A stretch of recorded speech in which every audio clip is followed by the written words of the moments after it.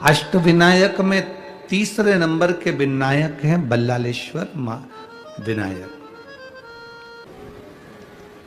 जो भगवान देवाधिदेव महादेव की कृपा से भादव के पावन महीने में जिस समय पर भगवान श्री गणेश जी महाराज का प्रागट्य हुआ है, ऐसी पवित्र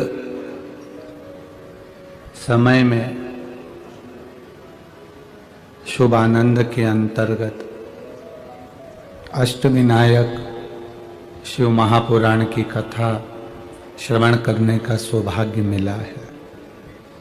केवल 10 दिन के लिए गणेश जी को हमें नहीं बिठाना। 10 दिन हुए, विसर्जन कर दिया अनंत चतुर्दशी पे। गणेश क्या है? गणेश हमारा विवेक है, गणेश हमारी विनयता है।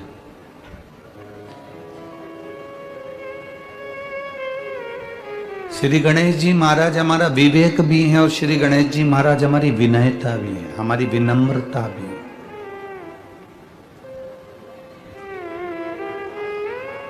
जो विवेक से काम करता है और विनम्रता में अपने जीवन को जीता है, समझ लेना कि वो गणेश जी की पूजन रोज करता है, प्रतिदिन कर रहा है, क्योंकि उसमें विनम्रता भी है, उसमें विवेक भी है। और बड़ी जरूरी है। विनम्रता अगर नहीं है आपके भीतर में तो आप परमात्मा को प्राप्त नहीं कर सकते।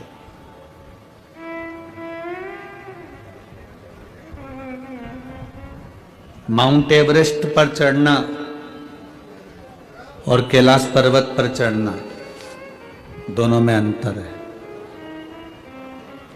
बोलो, अंतर है कि नहीं है? माउंट एवरेस्ट पर चढ़ने के लिए स्पर्धा की जरूरत होती है। माउंट एवरेस्ट पर लोग चढ़ते हैं स्पर्धा के लिए, मैं चढ़ी वो रह गया, मैं ऊपर पहुंच गई वो रह गया।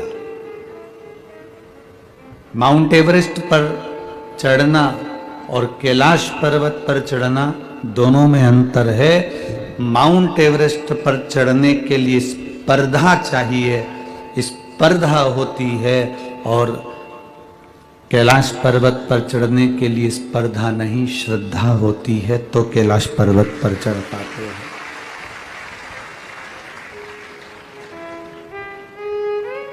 स्पर्धा और श्रद्धा में बहुत अंतर है।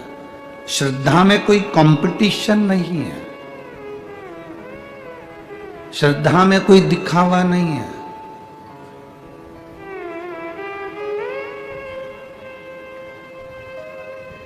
जब व्यक्ति स्पर्धा करता है, कहीं प्रतियोगिता में जाता है, तो वहां दिखावा भी होता है, कंपटीशन भी होता है, और वो आगे बढ़ने की एक होड़ लगी रहती है।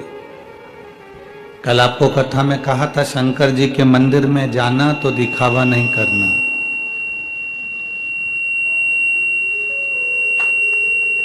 शिव के मंदिर में जाना तो दिखावे से परे रह जाना। शंकर भगवान को तुम्हारा कंपटीशन से मतलब नहीं है कि तुम कितने लोटे जल चढ़ा रहे हो, कितना भोग लगा रहे हो, कितना दुर्बा चढ़ा रहे हो, कितनी बेलपत्री चढ़ा रहे हो, कितना सामान तुम शंकर जी को दे रहे हो। उससे शिव जी प्रसन्नता का भाव नहीं रहता। तुम्हारी स्पर्धा से माउंट एवरेस्ट पर चढ़ा जा सकता है, पर स्पर्धा से, प्रतियोगिता से कैलाश पर्वत पर नहीं चढ़ सकते। कैलाश पर्वत पर चढ़ना शिव को प्राप्त करने के लिए स्पर्धा नहीं, तुम्हारे भीतर की श्रद्धा जितनी प्रबल होती जाएगी, उतना परमात्मा तुम्हारे करीब आता चले जाएगा। बस को खड़ी करने के लिए बस स्टैंड की जरूरत है, रेल को खड़ी करने के लिए रेलवे स्टेशन की जरूरत है, हवाई जहाज को खड़ा करने के लिए एयरपोर्ट की जरूरत है, हेलीकॉप्टर को खड़ा करने के लिए हेलीपैड की जरूरत है। अपनी गाड़ी को खरीद करने के लिए पार्किंग की जरूरत है और भोलेनाथ को दिल में लाने के लिए नूतन हृदय की जरूरत है। निर्मल मन सो मोहि पावै।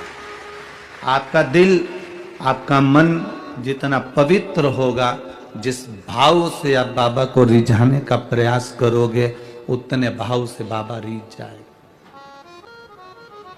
बल्लालेश्वर विनायक जो तीसरे नंबर पर हैं, ये हमारी विश्वास की दृढ़ता को प्रबल करने वाले हैं।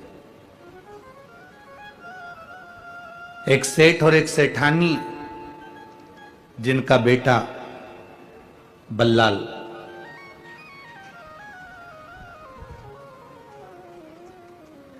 अब विश्वास देखिए कैसी प्रबलता लाता है, भरोसा देखिए कितनी प्रबलता लाता है। छोटा सा बेटा, अब कौन बोले सेठ जी को कि तुम्हारा जो बेटा जन्म लिया है, उस समय पर तुम्हारी जो धर्म पत्नी थी वो शिव की आराधना में लगी रहती थी, शंकर के गुणगान में लगी रहती थी।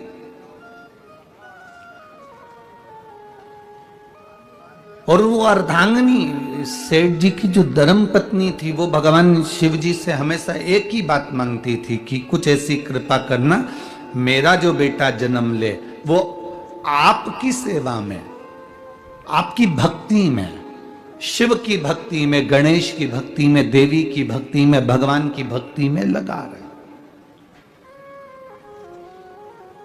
एक तुम हो और एक वो सेठानी, दोनों में अंतर है। आज के जमाने में नारी का अगर गर्भ ठहरता है ना, तो वो पहले से विचार करती है मेरे बेटे को मैं डॉक्टर बनाऊंगी, दूसरा सोचता है मेरे बेटे को इंजीनियर बनाऊंगी, तीसरा सोचता है मैं अपने बेटे को कलेक्टर बनाऊंगी। है आज के ज़माने में इस पढ़ाई के चक्कर में लोग इतनी कंपटीशन में पड़ गए हैं, इतना टेंशन में पड़ गए हैं।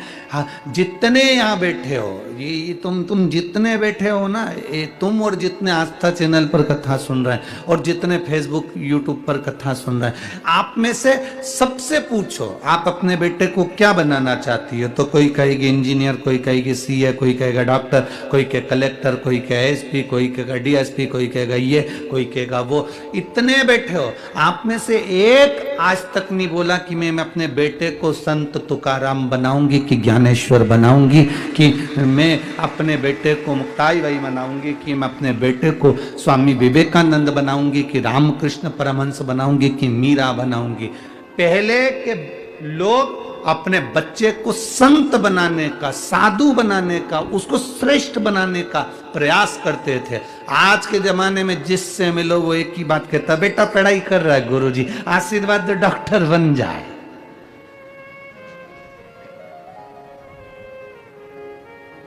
बेटी पढ़ाई कर रही है गुरुजी, आशीर्वाद दो इंजीनियर बन जाए। बेटा पढ़ाई कर रहा है गुरुजी, आशीर्वाद दो सीए बन जाए। एक भी नहीं आता हमारे पास में कि जो कहे मेरा बेटा संत तुकाराम जैसा बनने का प्रयास कर रहा है गुरुजी, आशीर्वाद दो कि हरि विठ्ठल के भजन में लग जाए। सेठानी अपने गर्भ में जो बच्चा है, उस बच्चे को भगवान शिव जी की आराधना करते करते उनसे निवेदन करती है कि मेरा बच्चा आपकी सेवा में लगे, मेरा बच्चा आपके गणेश जी की सेवा में लगे, मेरा बच्चा माता रानी की सेवा में लगे, मेरा बच्चा संत सेवा में लगे। और सेठ जी को नहीं मालूम कि पत्नी भगवान की आराधना करते करते क्या मांग रही है।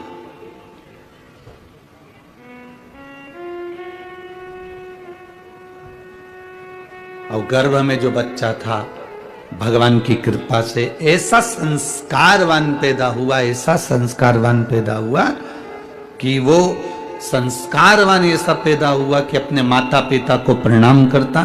उसका नाम बल्लाले। तो वो बल्लाल अपने माता पिता को नमन करता, बड़ा हो गया, विद्याध्ययन करने गया, मन नहीं लगा क्योंकि उसका मन भगवान शंकर की और गणेश की आराधना में लगा।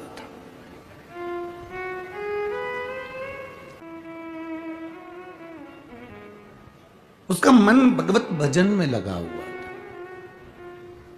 बल्लाल ने माता के चरणों को प्रणाम करा, पिता के चरणों को प्रणाम करा, विद्या अध्ययन करने के लिए भेजा था, पर मन नहीं लगा क्योंकि वो भगवान की सेवा में लगा था।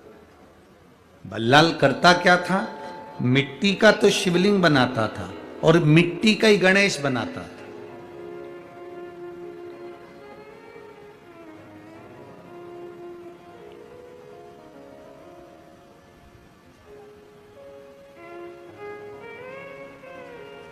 मिट्टी का गणेश बना रहे हैं, मिट्टी का शिवलिंग बना रहे हैं और उसकी आराधना कर रहे हैं, उसकी आराधना।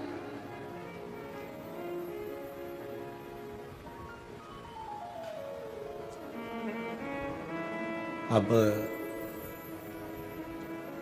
जो बच्चे उसके साथ विद्या अध्ययन करने गए थे उनको भी उसने उसी में लगा दिया। जो जैसा होता है वो वैसा दूसरे को भी कराता है। झूठ बोलने वाले का साथ पकड़ोगे तो वो तुम्हें झूठ बोलना सिखा देगा। चोरी करने वाले का साथ पकड़ोगे तो वो तुम्हें एक ना एक दिन चोरी करना सिखा देगा। भजन करने वाले का साथ पकड़ोगे तो एक दिन वो भजन करना सिखा देगा। और सत्संग का साथ पकड़ोगे तो वो तुम्हें सत्संग करना सिखा देगा। ये उसके ऊपर आधारित है। आप साथ किसका पकड़ रहे हो, आप सानिध्य किसका कर रहे हो, आप किसका संग कर रहे हो, आप किसका साथ पकड़ रहे हो, ये आपके ऊपर निर्भर करता है। ये आपके ऊपर निर्भर करेगा। इसीलिए संगत का बहुत बड़ा अंतर पड़ता है। लिफ्ट से बिल्डिंग पर चढ़ना और पैदल पैदल बिल्डिंग पर चढ़ना, दोनों में क्या अंतर है? बोलो, जल्दी से बोलो। लिफ्ट से बिल्डिंग पर चढ़ना और पैदल पांव के द्वारा बिल्डिंग पर चढ़ना, दोनों में क्या अंतर है? अरे बोलो ना पूर्णा वाला। हमारे यहाँ तो उधर सीहोर में तो इतनी लिफ्टें भी नहीं है।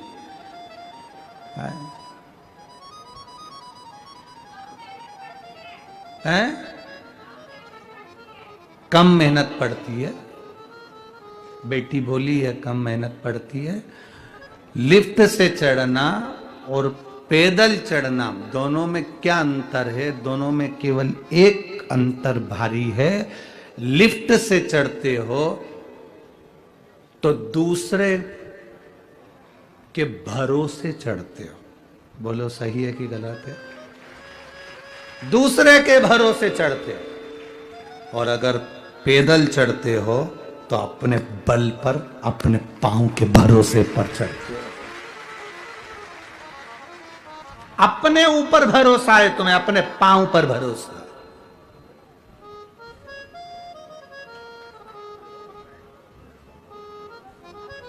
अपने भरोसे पर चढ़ रहे हो। 2 मंजिल मैं चढ़ जाऊंगी, तुम आओ लिफ्ट से। लिफ्ट की जरूरत तो मैं, तुम आओ, मैं अभी पहुंचती हूं, अब भी पहुंचती हूं मैं।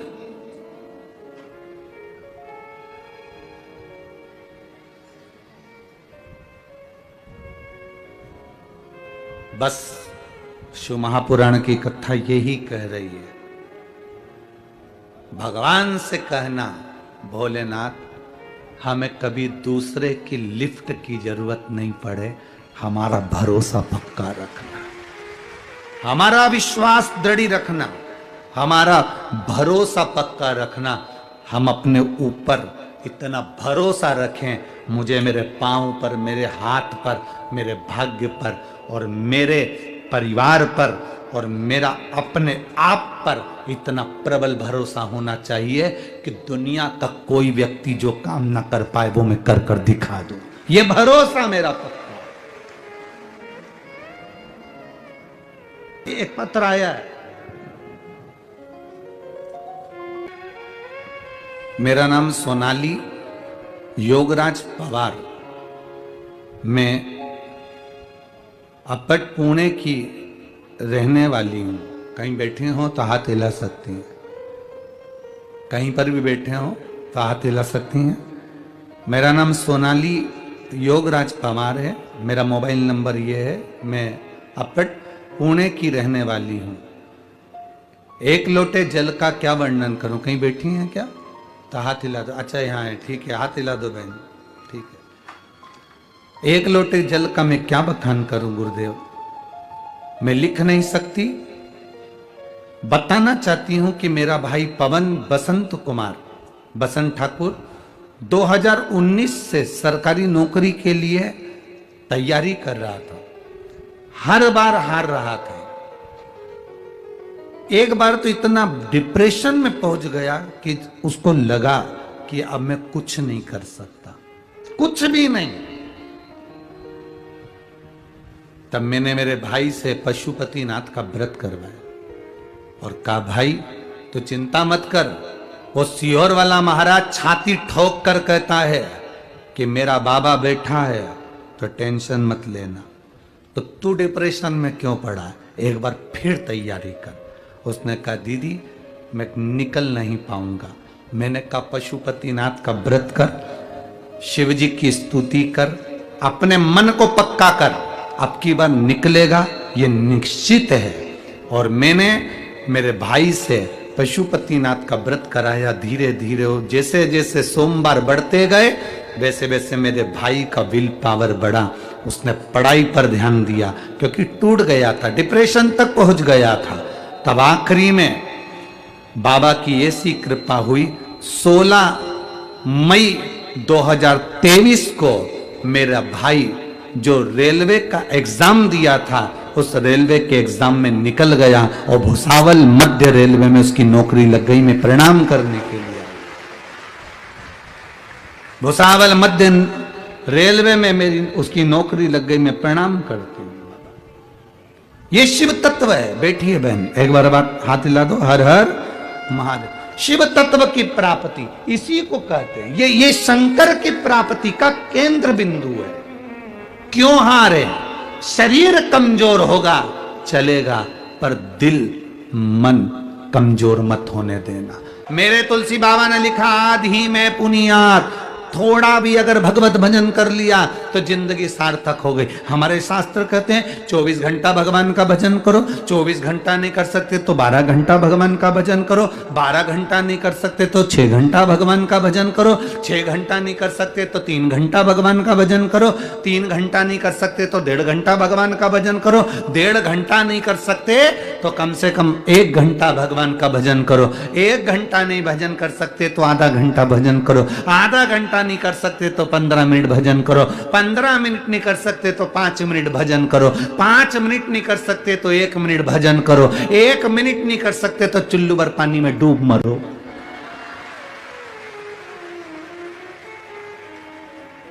शास्त्र कह रहा है 24 घंटा तुमको दिया, उसमें से थोड़ा सा निकालो, ज्यादा नहीं। हमें बहुत ज्यादा समय देना ही नहीं, ज्यादा समय नहीं देना हमें, तो थोड़ा। और वो थोड़ा भी दो तो ऐसा देना कि वो पूरे समय से ज्यादा अच्छा समय हो।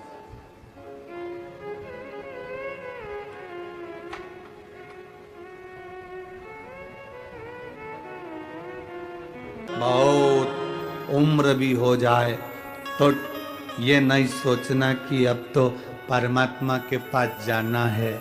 कई माताएं कहती अब तो मर जाऊं तो अच्छा, अब तो भगवान उठा ले तो अच्छा, अब तो भगवान ले जाए तो अच्छा। एक बूढ़िया थी, लकड़ी का काम करती थी, लकड़ी बीन के सिर पे रख कर बेचने जाती थी। बहुत थक जाती थी। जब जब थकती थी तब तब कहती थी, भगवान अब तो तू उठा ले, मैं बहुत परेशान हो गई, उठा ले। एक दिन शंकर जी से पार्वती जी ने कहा, ये रोज रोज कहती है उठा ले उठा ले, तुम जाते क्यों नहीं हो उठाने के लिए? शंकर भगवान बोले, अब की बार बोलेगी तो उठा लाऊंगा।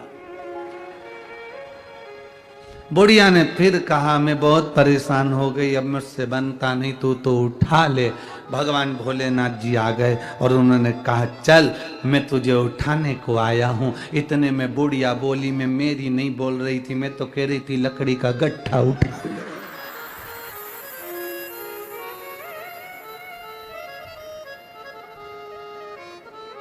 तुम इतने से में टूट गए। कोई कहता है मेरा पति चले गया तो मैं बहुत टूट गई, कोई कहती है मेरी पत्नी चली गई तो मैं टूट गई, कोई कहे मेरे साथ में ये घटना घट गई तो मैं टूट गया, कोई कहता है मेरे साथ ये घटना घट गई तो मैं टूट गया, कोई कहे हम काम करते हैं पर फल नहीं मिलता तो मैं टूट गया। अरे मरते दम तक भी मत टूटो, बल तैयार रखो। कभी मत कहो कि अब तो भगवान उठा ले, बल्कि ये कहो कि अभी और जिंदा रहूंगी, भगवान भोलेनाथ को पृथ्वी पर बुला के रहूंगी। ये बल चाहिए।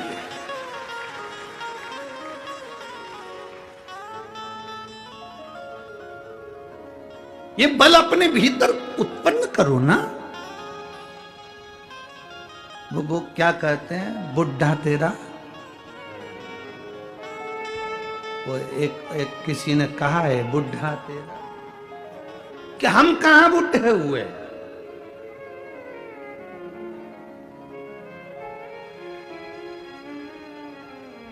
और शंकर का भक्त, शिव का उपासक मरने से भी नहीं डरता।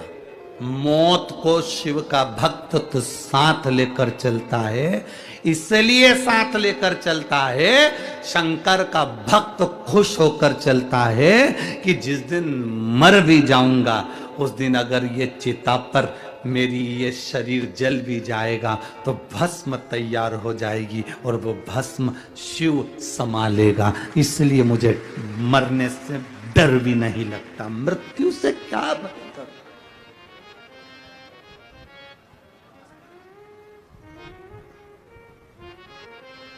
थोड़ा सा दुख आया, रस्सी लाए, टंग गए। थोड़ा सा दुख आया, गोली लाए, मर गए। थोड़ा सा दुख आया, बस के नीचे, ट्रेन के नीचे मर गए।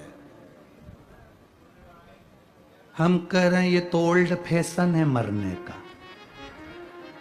कोई नई डिजाइन लाओ।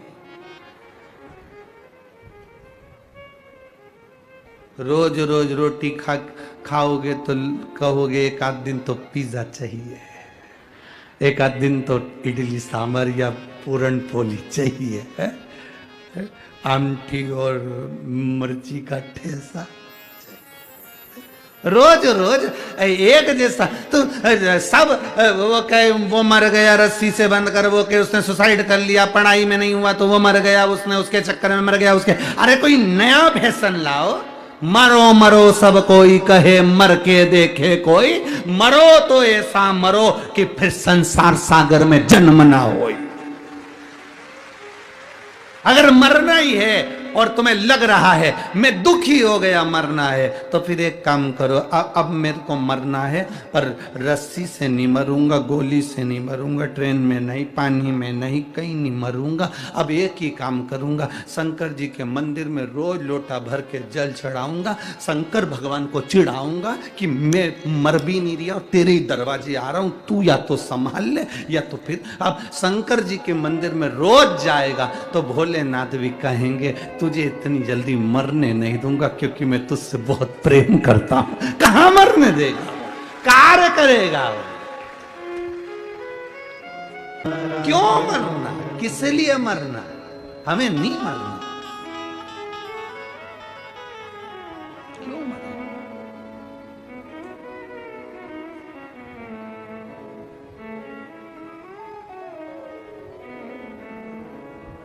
कोई कितना ही कहे हमें नहीं मरना। बिल्कुल दो तीन चीजें तो बिल्कुल पकड़ लो तुम जीजियो। मैं तुम्हारा निवेदन करूं तुम लोगों से, बिल्कुल सब भाई बहनों से निवेदन, बिल्कुल पकड़ लो इस चीज के।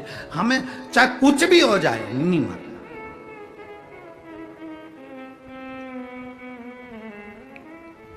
क्या है, अखबार खोलो तो न्यूज़ पढ़ने में आती है एक पति ने अपने बच्चों को, एक पत्नी ने अपने बच्चों को जहर दे दिया, वो मर गई, वो मर गए। क्या हुआ उससे?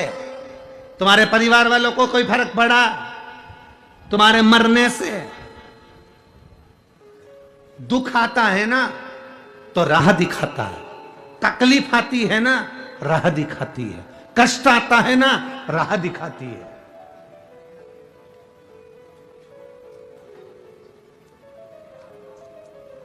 जब तक तपोगे नहीं तब तक निखरोगे नहीं। सोने के भी जेवर तप कर बनते हैं।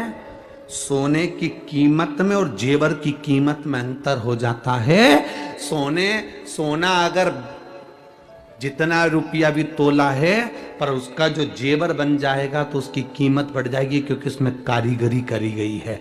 तुम्हें अगर तपाया गया है, तुम्हें अगर दुख दिया गया है, तुम्हें अगर कष्ट दिया गया है, तो तैयारी रखना, तुम कीमती जेवर बनने वाले हो, जो परमात्मा तुम्हारे साथ में। क्यों मरना? किससे लिए? दो चीजें पकड़ के रखो, कितना भी दुख हो नहीं मरना, जा। कर्जा भी हो गया ना, नहीं मरूं, जा।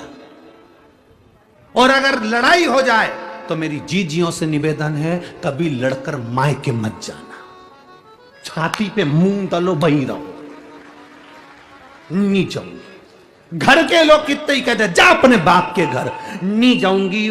जितना झगड़ा हो उतना चने की दाल गराओ, पूरन पोली बनाओ, खा, नहीं जाओ। और अगर वो ज्यादा बोले कि तू जा, तो साथ में आमठी भी तैयार करो, नहीं जाओ, जा। और ज्यादा गुस्सा आए तो मिर्ची को कूट के ठेसा बना लो, पर मत जा, नहीं जाओ, जा। कहे तो जा अपने बाप के घर, जा अपने पिता के घर, नहीं जाऊंगी, जा। मेरी माताओं से निवेदन, आज घर जो टूट रहे हैं ना इसी बात के, तुम चले जाती हो मायके वाले तुमसे कह देते हैं अब मत जाना, कभी भी मत जा। आप हम उनको अदालत में देखेंगे, इसमें देखेंगे, उसमें देखेंगे। और बेटा और बेटी का घर टूट गया, वो अदालत में खड़े हैं, वो अदालत में पहुंच रहे हैं, अदालत में एक दूसरे का मुंह देख रहे हैं, इधर से ये भड़का रहा है, उधर से वो भड़का रहा है। मत जा, वही छाती पे रहे, नहीं जाऊंगी, जा। ये 20 साल अगर दारू पिया होगा तो इसमें पत्र में लिखा है जो बात तो हमने बोली नहीं है, जो पत्र में लिखी वो बात तो बोली ही नहीं, कि कितना बकते होंगे, कितने बोलते होंगे, कितने कहते होंगे, कितने 20 साल में कितना सहन करा होगा। जरा विचार करिएगा, हमने वो बात बोली नहीं है, कितना सहन करा होगा। रहो, संभालने का थोड़ा प्रयास करो, और जिस दिन तुम संभालना सीख गए,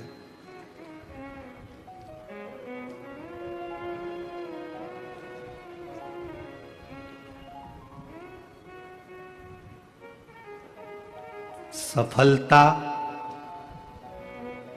इश्क से नहीं मिलती है, सफलता रिस्क से मिलती है। अगर इश्क से सफलता मिल जाती तो बात दूसरी थी। सफलता तो रिस्क लेते हैं जब हम कंपटीशन में उतरते हैं, दुनिया का दबाव पड़ता है, टेंशन आती है, बहुत चिंताएं आती हैं, तब सफलता मिलती है। इश्क करने से सफलता नहीं मिलती, रिस्क लेने से सफलता मिलती।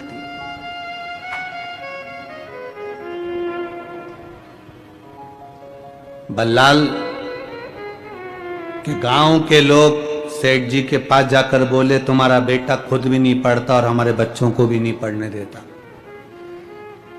गणेश जी की मिट्टी की मूर्ति बनाता है, शंकर जी का शिवलिंग बनाता है, जमीन पर बनाकर बैठ जाता है, पेड़ों की पत्ती तोड़कर चढ़ा देता है, और सबको कहता है कि गणेश जी का भजन करो, शंकर जी की पूजन करो।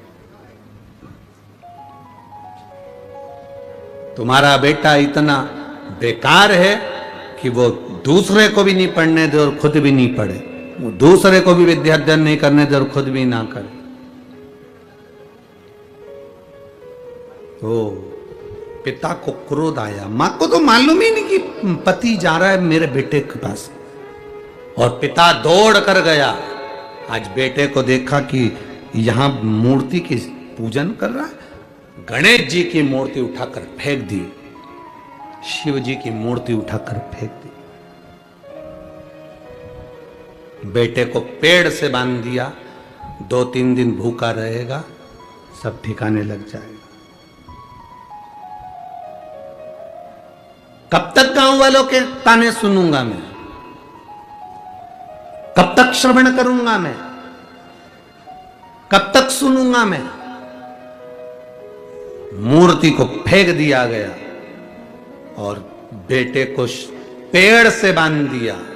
शाम होने लगी, सेठानी को अपने बेटे की याद आई। बल्लालेश्वर तीसरे नंबर के विनायक हैं अष्ट विनायक में, तीसरे।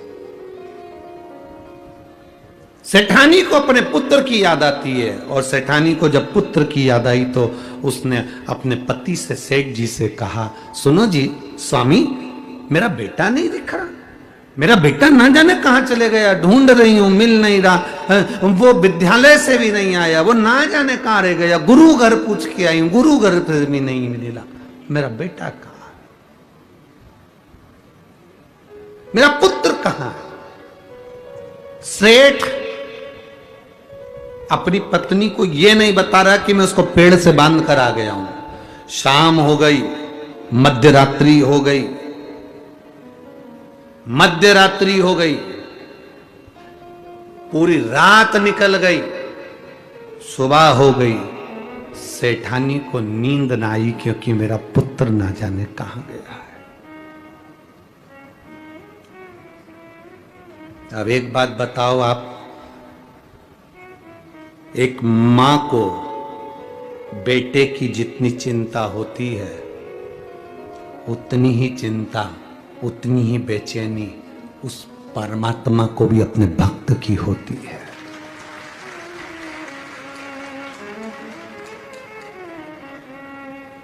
उतनी चिंता, उतनी बेचैनी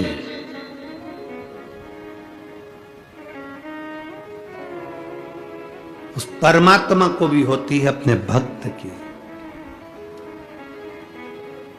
होती है।